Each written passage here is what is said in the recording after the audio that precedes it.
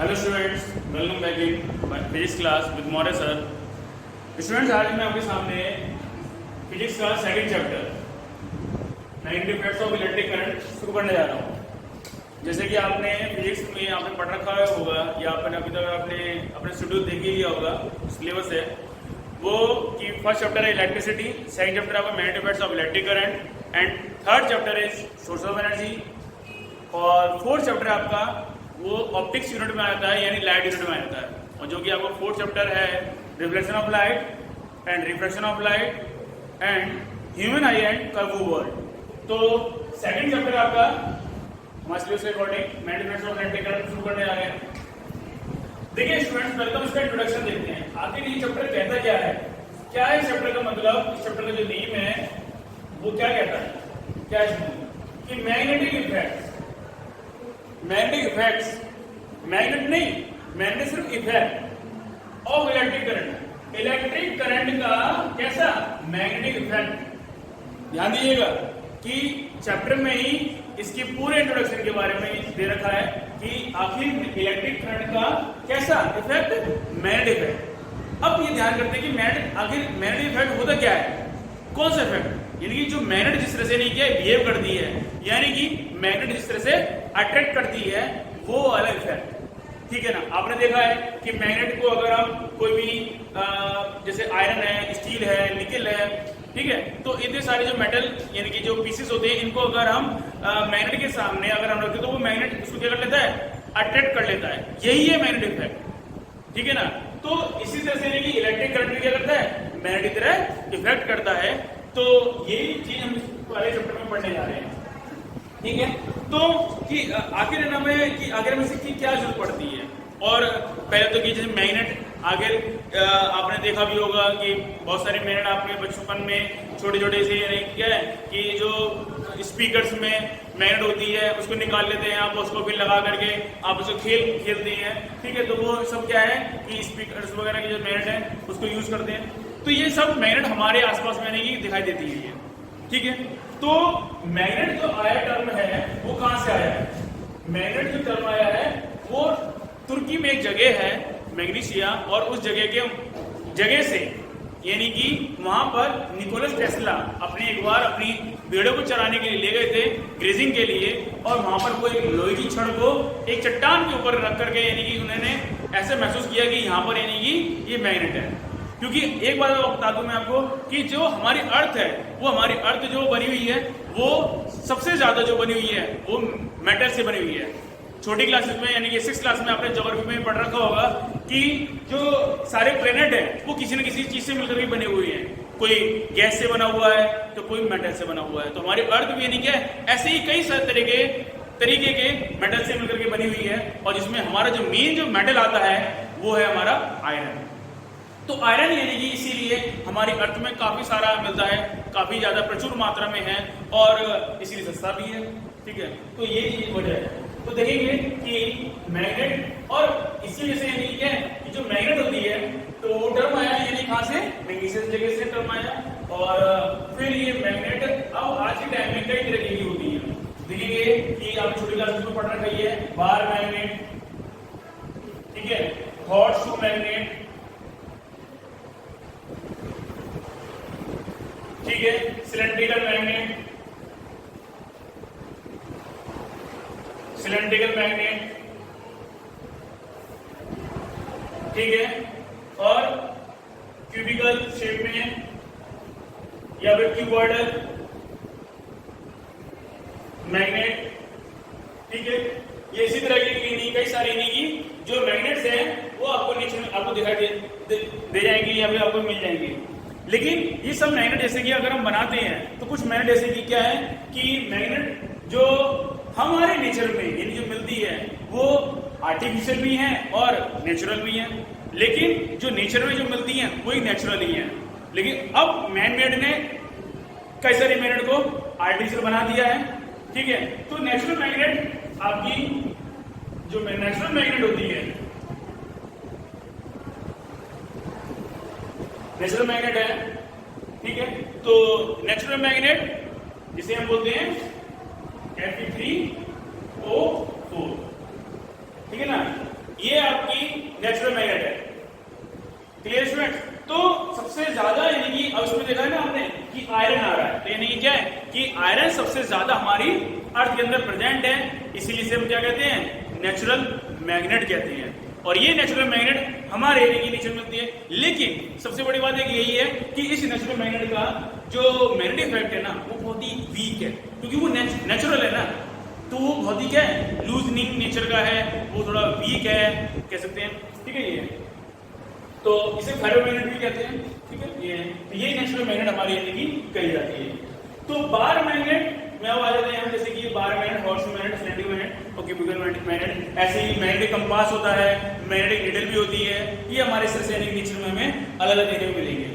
तो सबसे पहले यानी कि इसके बारे में जो बताया था वो हैंसिन क्रिश्चियन ओयस्टेड ने 1802 में उन्होंने सबसे पहले इसके बारे में बताया था कि जो इलेक्ट्रिक करंट है वो भी हमारे क्या है, मैग्नेट की तरह बिहेव करता है।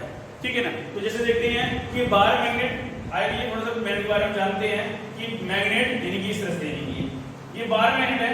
और बार मैग्नेट का यानी कि नेचर जो होता है वो क्या है कि उसके अंदर नॉर्थ और साउथ पोल दोनों यानी कि हर मैग्नेट के अंदर मिलेंगे। हर मैग्नेट के अंदर क्या मिलेगा, वो नॉर्थ और साउथ पोल हर एक मैग्नेट के अंदर मिलेगा।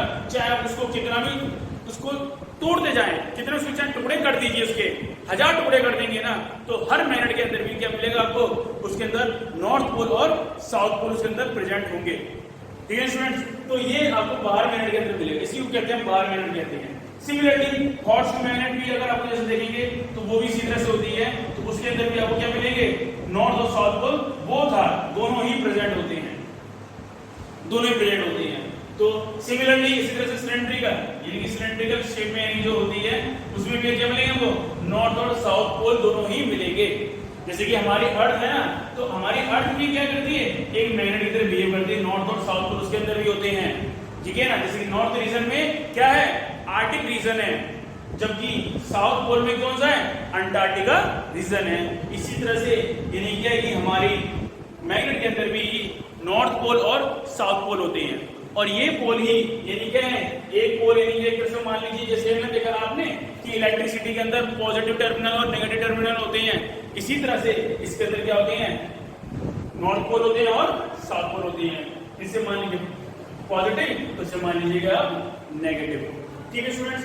तो अब ये मैग्नेट यानी कि सभी मैग्नेट है, इस चाहे कितना भी मैग्नेट कर दीजिए। अगर हमें यानी कि क्या है कि बात करते हैं कि जो मैग्नेट्स के अंदर यानी से मैग्नेट की अगर हम बात कर रहे हैं, तो मैग्नेट में होता क्या है कि हमारी जो जितनी सारी मैग्नेटिक लाइंस होती हैं, मैग्नेटिक जो लाइंस होती हैं वो ऑलवेज पॉजिटिव, वो नॉर्थ से साउथ पोल की तरफ मूवमेंट करती हैं इन आउटवर्ड्स, यानी कि बाहर की तरफ हमेशा, यानी कि जो होती हैं यानी कि बाहर की तरफ हमेशा नॉर्थ से साउथ की तरफ मैग्नेटिक लाइंस हमेशा मूवमेंट करती हैं, जबकि साउथ से नॉर्थ की तरफ मैग्नेट के अंदर ही यानी कि मैग्नेट के अंदर ही यानी क्या करेगी, मूवमेंट करती है। और इसी तरह से तब जाकर ये बनता है लूप बन जाता है। क्या बन जाता है, लूप।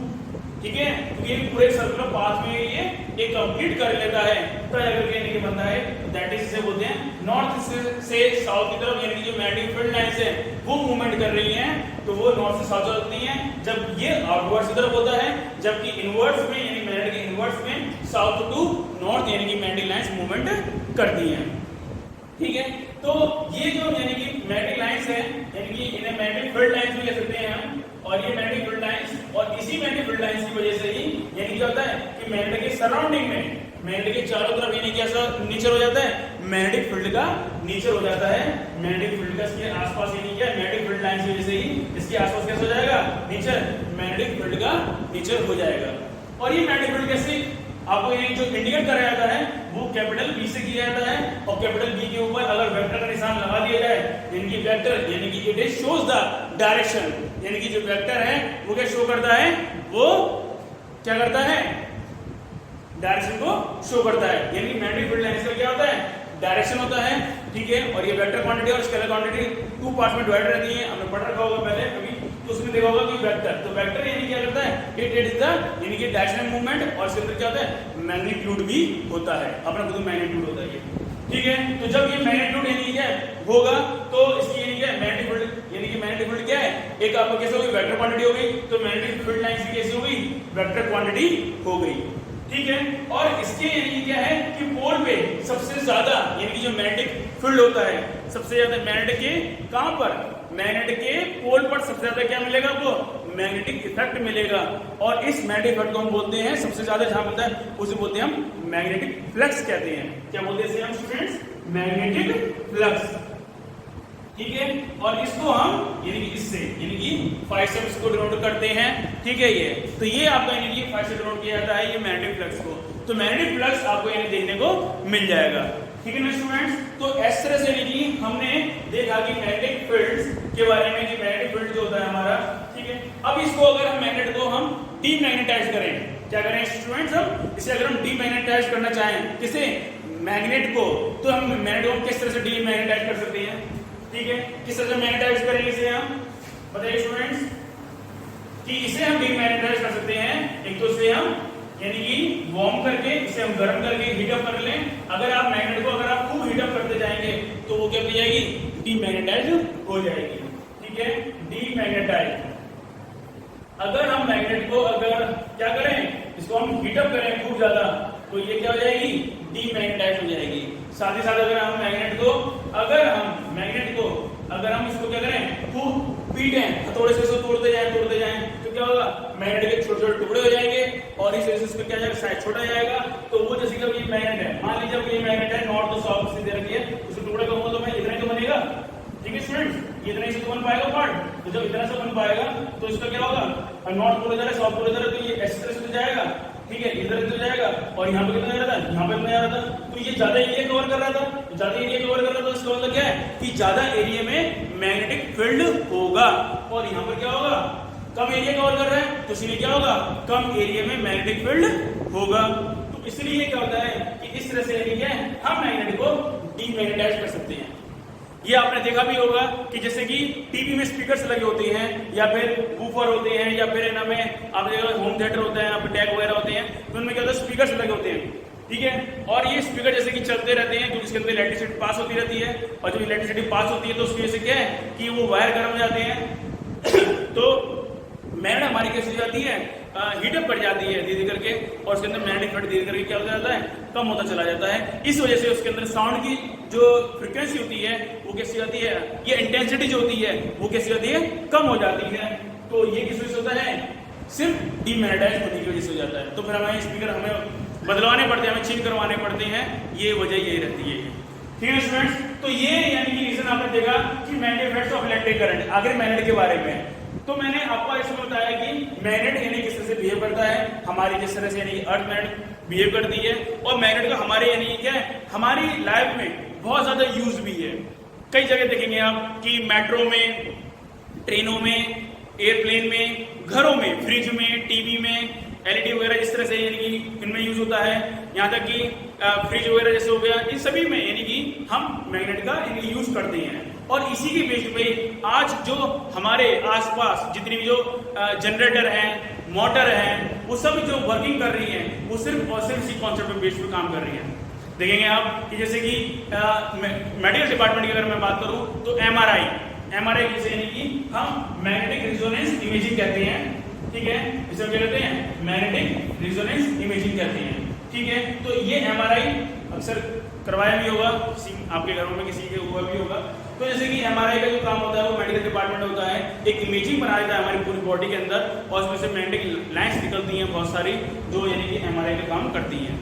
ठीक है। तो ये आपके सिलेबस में भी दे रखा है, वैसे तो बुक में भी है आपके ये। तो एमआरआई का यानी कि काम जो होता है ये मेडिकल डिपार्टमेंट में भी यानी कि काफी यानी कि यूजेबल है। ठीक है। तो ये हो गया। साथ ही साथ जैसे कि आपने देखेंगे वॉशिंग मशीन है, जूसर, मिक्सर, ग्राइंडर वगैरह है, वो सब आपकी नहीं क्या है कि जो जितनी भी जो होती है वो सब इसी के नहीं क्या है, इसी कॉन्सेप्ट पे ही काम करती है। ठीक है स्टूडेंट्स। तो ये आपके सामने आज था यहाँ तक कि मैग्नेटिक के बारे में। Okay, good luck.